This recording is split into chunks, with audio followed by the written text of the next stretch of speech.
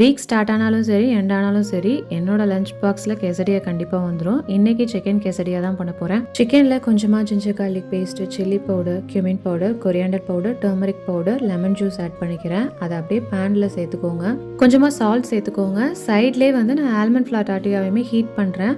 Just 5 to 10 seconds heat பண்ணால் போதும். ரொம்ப நேரம் ஹீட் பண்ணிங்கன்னா ஹார்ட் ஆகிடும். சிக்கன்லாம் நல்லா குக் ஆனதும் ஸ்லைஸ் பண்ண ஆனியன், டொமேட்டோ சேர்த்து ஒரு 2 minutes குக் பண்ணிக்கோங்க. ரொம்ப நேரம் குக் ஆகணும்னு அவசியம் இல்லை. இப்போ டாட்டியாவில் ஹம்மஸ் ஸ்ப்ரெட் பண்ணிக்கிறேன். அதோட சேர்த்து செஞ்சு வச்சுருக்க சிக்கன் ப்ளஸ் வந்து செடா சீஸ் சேர்த்துக்கோங்க.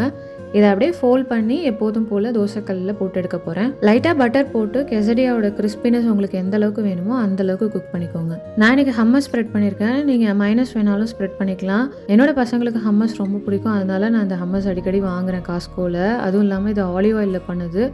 ஜூஸியான அந்த சிக்கனோட ஹம்மஸ் சேர்த்து சாப்பிடும்போது கெசடியா ரொம்ப நல்லா இருந்துச்சு. கண்டிப்பாக ட்ரை பண்ணி பாருங்கள். பை.